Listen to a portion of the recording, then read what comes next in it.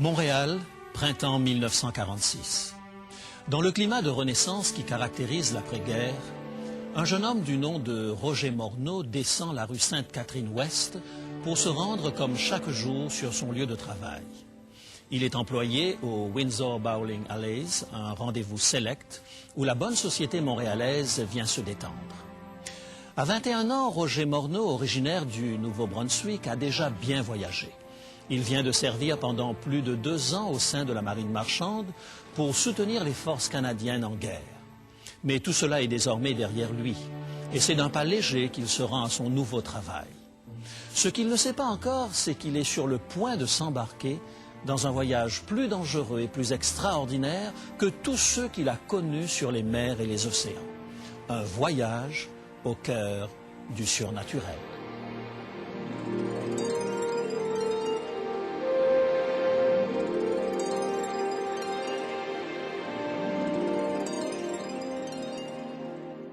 Et voici maintenant l'émission Il est écrit. Je suis José Élysée et je vous présente la solution à vos problèmes les plus profonds, le Christ vivant. Notre sujet d'aujourd'hui, un voyage au cœur du surnaturel. Nous vivons dans une société paradoxale à plus d'un titre.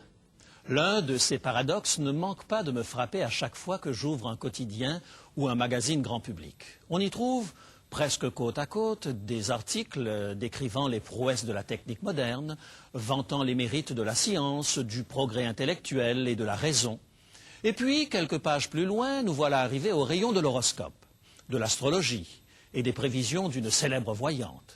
Quelques pages encore, et des encores publicitaires, nous invitent à utiliser les services d'un médium extralucide ou d'un grand marabout africain. Étrange cohabitation de la science et de la magie, de la technique et de l'irrationnel, du matérialisme et du spiritualisme. Ceux qui pensaient que la suprématie de la pensée rationnelle, des sciences et de la technique évacuerait toutes les croyances et les pratiques magiques, ceux-là se sont lourdement trompés. La religion est en déclin, nous dit-on. Peut-être. En tout cas, la religion dans sa forme traditionnelle. Mais l'intérêt pour le spiritualisme et l'occultisme, lui, ne fait que croître. Et les librairies ésotériques fleurissent un peu partout.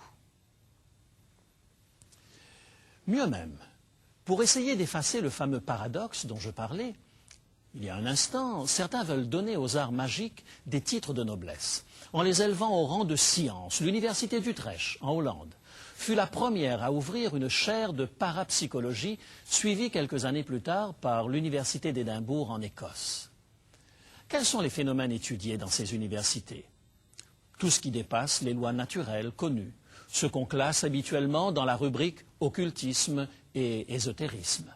À titre d'exemple, l'hypnose, la radiesthésie, vous savez, le fameux pendule, la télépathie ou transmission de la pensée, la psychokinésie ou capacité de faire bouger des objets à distance par la seule force de la pensée, la voyance, la divination, le contact avec l'au-delà, le spiritisme et bien d'autres phénomènes encore. Avouez que tout cela est séduisant, un peu effrayant peut-être, mais séduisant.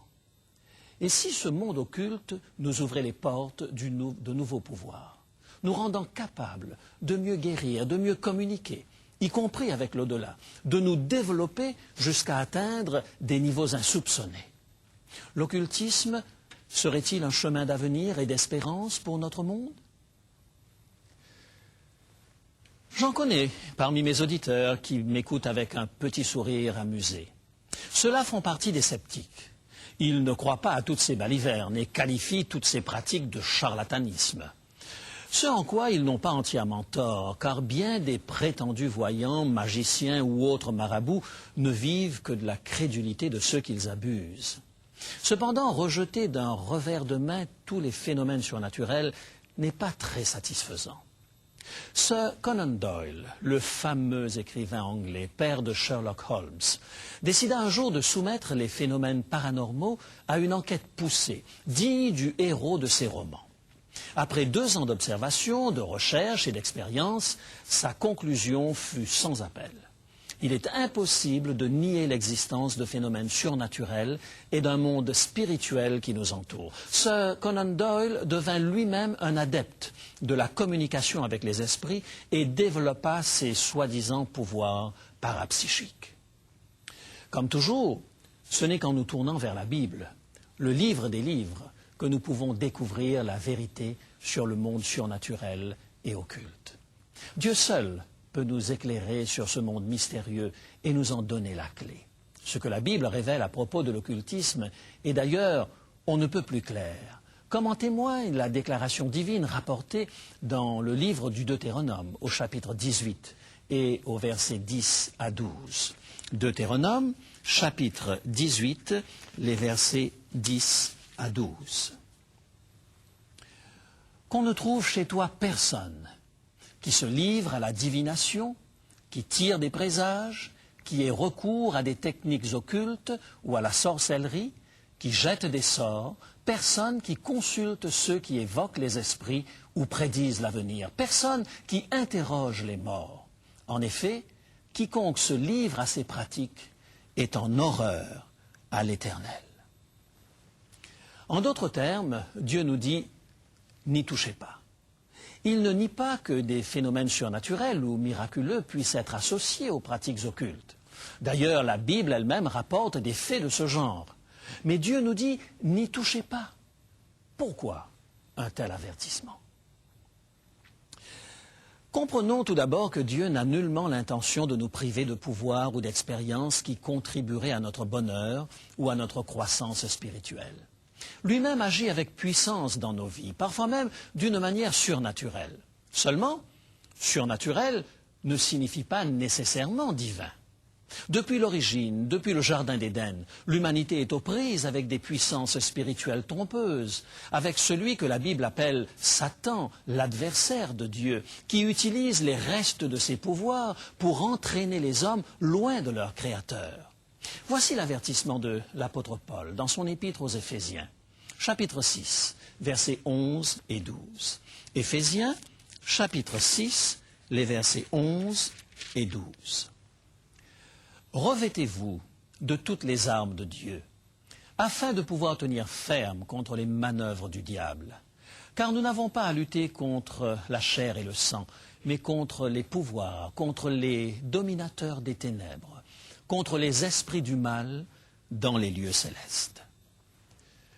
Ce sont ces puissances spirituelles qui mènent le bal de l'occultisme, avec à leur tête Satan, qui se déguise volontiers en ange de lumière selon l'expression biblique.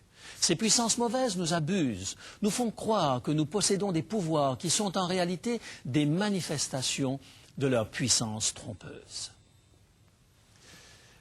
Je sais bien que plusieurs penseront que je fabule. Allons, me diront-ils, qu'est-ce que Satan et les démons ont à voir avec tout ça? Ce sont simplement des phénomènes inexpliqués, des pouvoirs psychiques de l'être humain dont on n'a pas encore compris le mécanisme. À ceci, je répondrai d'abord que Dieu sait mieux que nous de quoi il parle. Il est le Créateur et le monde visible, comme le monde invisible, n'ont pas de secret pour lui. S'il a pris la peine de nous avertir du danger et de nous dire à travers les pages de la Bible qu'on ne trouve chez toi personne qui ait recours à des techniques occultes, c'est qu'il sait que ces phénomènes ne correspondent pas à des lois naturelles qu'il a créées, mais à des interventions surnaturelles et trompeuses du monde des esprits mauvais.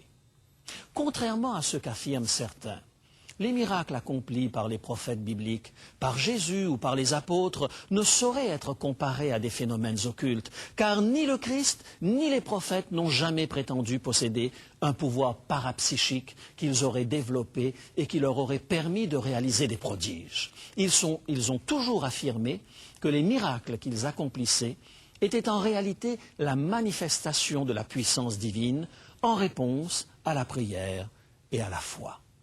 Ainsi, le prophète Daniel, au moment de donner l'interprétation divine du songe prophétique du roi Nebuchadnezzar, affirme sans embâge ce qui suit. Daniel, chapitre 2, versets 28 et 30. Daniel, chapitre 2, versets 28 et 30. Si ce secret m'a été révélé, ce n'est point qu'il y ait en moi une sagesse supérieure à celle de tous les vivants. Mais il y a dans les cieux un Dieu qui révèle les secrets et qui a fait connaître au roi Nebuchadnezzar ce qui arrivera dans la suite des temps. Daniel n'avait donc aucun don de divination, héréditaire ou acquis. Mais Dieu l'avait choisi en tant que messager, humble et fidèle, pour recevoir et communiquer des révélations de la plus haute importance. L'apôtre Pierre parle le même langage dans le livre des Actes des Apôtres. Après la guérison miraculeuse d'un mendiant paralytique, nous trouvons la déclaration de Pierre dans le livre des Actes des Apôtres au chapitre 3 et au verset 12 et suivant. Actes des Apôtres, chapitre 3, les versets 12 et suivants. Hommes israélites, pourquoi vous étonnez-vous de cela?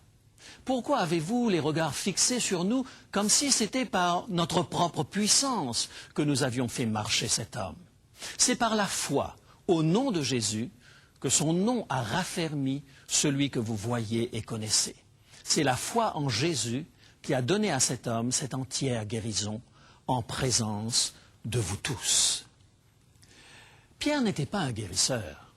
Il n'avait pas développé de dons parapsychiques surnaturels.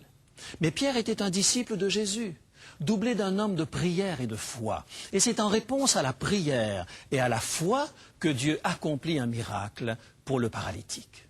Jésus lui-même, s'adressant à ses disciples peu avant sa mort, leur déclara dans l'évangile de Jean, au chapitre 14 et le verset 10. Évangile de Jean, chapitre 14 et le verset 10. Les paroles que je vous dis ne viennent pas de moi, et le Père qui demeure en moi, c'est lui qui accomplit ses œuvres. Ainsi, le témoignage de la Bible est on ne peut plus clair.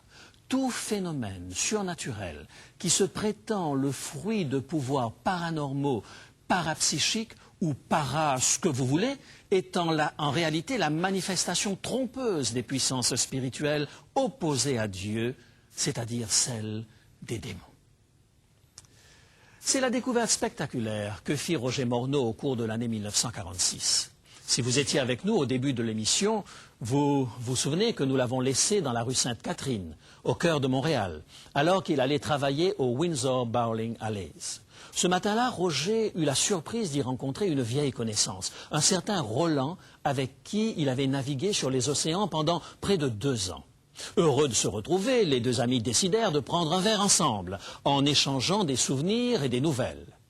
Au cours de leur conversation, Roland prit tout à coup un air énigmatique pour informer son ami des expériences étonnantes qu'il était en train de faire. Il s'agissait de séances de spiritisme. « Sais-tu que j'ai pu communiquer avec mon père, mort il y a 10 ans?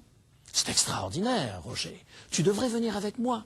Peut-être que tu pourrais parler avec ta mère. » Malgré ses réticences initiales, Roger finit par accepter. Un soir de la semaine suivante, il assista un peu dubitatif à une séance dirigée par un médium. Il observait soigneusement tout ce qui se passait pour découvrir une éventuelle supercherie, mais il ne put en découvrir aucune. Le médium entra en transe, les esprits se manifestèrent. On parla ce soir-là avec plusieurs défunts connus de certains participants à la séance. Les esprits donnèrent la preuve de leur identité en révélant, via le médium, des détails que seuls pouvaient connaître. C'était troublant et l'expérience impressionna profondément le jeune Roger Morneau. À la fin de la soirée, un certain Georges, musicien à la mode qui avait connu récemment une réussite professionnelle fulgurante, proposa à Roger et à Roland d'aller manger un morceau dans un restaurant branché du centre-ville. Au cours du repas, sans doute rendu loquace par sa consommation d'alcool, il leur déclara à brûle-pourpoint. « Vous vous demandez sûrement comment j'ai pu réussir aussi vite à m'imposer sur la scène artistique. Ne croyez pas que ce soit grâce à des séances comme celle de ce soir. D'ailleurs, je n'y participe que pour faire plaisir à ma femme. Moi, j'ai appris à aller directement à la source. J'ai fait alliance avec les démons. » Et il leur raconta qu'il participait à des rencontres secrètes, au cours desquelles il s'était familiarisé avec le monde des esprits et avait compris leur immense pouvoir. En échange de son allégeance totale, les démons lui avaient promis une réussite professionnelle rapide, la célébrité et beaucoup d'argent. Du jour au lendemain, Tout a changé dans ma vie, jubilait Georges. Les médias ont commencé à s'intéresser à notre groupe, les contrats se sont multipliés et nous sommes devenus des vedettes à Montréal. Croyez-moi, les esprits sont vraiment la source de la richesse et de la réussite. Jeunes gens, je ne sais pas pourquoi je vous raconte tout ça, mais vous m'êtes sympathique. Si vous le voulez, la semaine prochaine, j'essaierai d'obtenir l'autorisation de vous emmener avec moi à l'une de nos rencontres. Roger n'était pas chaud à cette idée, mais Roland paraissait tout excité. Si bien que la semaine suivante, les deux jeunes gens assistèrent à leur première rencontre avec les démons. Les mois qui suivirent firent pénétrer Roger dans un monde qu'il ne soupçonnait même pas. Il découvrit une société ésotérique dans laquelle évoluaient non pas de pauvres esprits crédules, mais des gens très cultivés, parfois des célébrités montréalaises. Il fut surtout le témoin de manifestations surnaturelles époustouflantes, allant de la divination à la télékinésie, le déplacement d'objets à distance par le seul pouvoir de la pensée, en passant par la télépathie, la guérison instantanée et bien d'autres encore. Lui-même expérimenta de nouveaux pouvoirs et gagna même pas mal d'argent grâce à des rêves prémonitoires. Il voyait à l'avance, dans ses rêves, les numéros gagnants de certaines courses de chevaux. Il pariait et gagnait presque à chaque fois. C'était fascinant. Pourtant, malgré l'excitation due à ses découvertes et à ses nouveaux pouvoirs, Roger n'était pas pleinement comblé.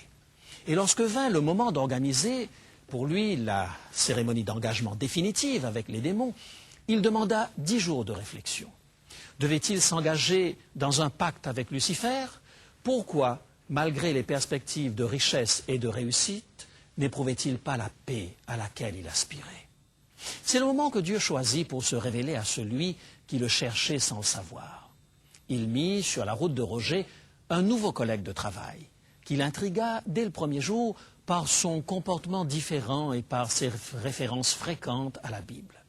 Roger discuta longuement avec Cyril et finit par lui demander s'il accepterait de lui expliquer, après leur travail, en quoi consistait sa foi.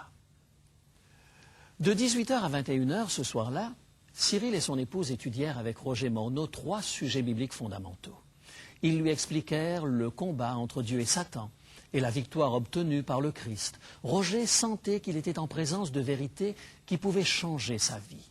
L'Esprit de Dieu commençait à toucher son cœur et à l'attirer.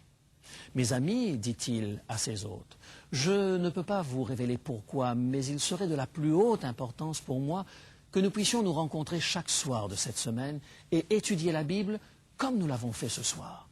Est-ce que je peux revenir demain ?» Un peu abasourdi, Cyril et sa femme acceptèrent sans comprendre. En une semaine, tous les sujets importants de la Bible y passèrent. De la création de l'homme au retour du Christ, en passant par l'origine du mal, le ministère de Jésus, le pardon et le salut offert à tous, l'importance des commandements de Dieu et bien d'autres thèmes encore. Roger buvait les paroles de la Bible et sentait son âme revivre. C'était comme si tout s'éclairait. Il comprenait que les démons l'avaient abusé en lui promettant des pouvoirs surnaturels, la richesse et la gloire, mais en le privant de l'essentiel, la communion avec Dieu, la paix du cœur, le salut et la vie éternelle offerts par Jésus-Christ. L'ennemi de Dieu était sur le point de perdre un adepte, mais n'entendait pas lâcher prise si facilement.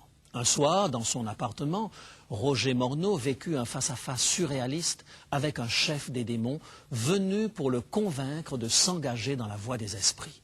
Les objets flottaient à travers la pièce. Les lumières s'allumaient et s'éteignaient sans aucune intervention apparente. L'air semblait chargé d'énergie. Durant la conversation avec l'esprit, Roger priait de toutes ses forces, demandant au Christ vivant de le fortifier. Puissamment soutenu par l'Esprit de Dieu, il déclara sans crainte aux démons: « Esprit, je suis aujourd'hui ce que tu pourrais appeler un ancien adorateur des démons averti. Jésus est maintenant mon maître, et grâce à son aide, je garderai ses commandements, et je me joindrai à ces observateurs du sabbat que tu détestes. Quant à toi et tes amis démons, vous n'êtes qu'une bande de tricheurs. Vous m'offrez des pouvoirs et de l'or si je renonce à la vie éternelle. Laisse tomber. Je préfère mettre ma vie entre les mains de Jésus-Christ, mon Sauveur. » Puis, au nom de Jésus, il ordonna à l'esprit de sortir et de quitter l'appartement. La porte s'ouvrit d'elle-même et se referma dans un fracas assourdissant. Roger Morneau venait de perdre en un instant tous les pouvoirs surnaturels occultes dont les démons l'avaient gratifié. Mais il avait gagné une puissance bien supérieure, une puissance qui procure la paix, le bonheur et la vie éternelle. Malgré les menaces des démons, Roger Morneau vécut plus d'un demi-siècle au service de Dieu et des autres. Son ministère de prière et de foi fut récompensé par des interventions extraordinaires de la part du Seigneur. Interventions dont on peut lire le récit dans les livres qu'il a écrits. Mais par-dessus tout, son ministère conduisit des centaines de personnes à découvrir Jésus-Christ, le chemin, la vérité et la vie. Ne nous laissons pas tromper. Écoutons la voix de notre Père Céleste qui nous invite à découvrir la puissance spirituelle extraordinaire que le Christ possède. Lui seul peut pardonner nos fautes, transformer nos vies, répondre à nos prières et nous combler de sa paix. En union avec lui, nous avons la liberté, le bonheur et la vie éternelle. Les esprits de l'occultisme et du spiritisme ne peuvent nous offrir que des sensations fortes qui nous laissent vides de l'essentiel et nous asservissent petit à petit jusqu'à nous séparer de Dieu. À nous tous, Dieu dit avec force, en parlant de l'occultisme, « N'y touchez pas. Faisons plutôt l'expérience de la puissance divine dans notre vie, par la lecture de la Bible, la prière et la communion avec Jésus-Christ. Et si certains d'entre nous se sont laissés entraîner par les séductions du surnaturel occulte, sachons que Dieu a le pouvoir de nous en délivrer, comme il l'a fait pour Roger Morneau. C'est Jésus lui-même qui nous lance cette invitation. « Venez à moi, vous tous qui êtes fatigués et chargés, et je vous donnerai du repos. Car si le Fils de Dieu vous rend libre, alors vous serez réellement libre. » Nous sommes parfois troublés et tentés par les propositions alléchantes de Satan. Mais tu nous as appris dans ta parole que si l'ennemi est puissant, toi, tu es le Tout-Puissant. Nous voulons aujourd'hui nous mettre sous ta protection, sachant qu'à l'abri de tes ailes, aucun mal ne nous atteindra. Garde-nous dans ta grâce et dans ta paix. Au nom de Jésus, nous te le demandons. Amen.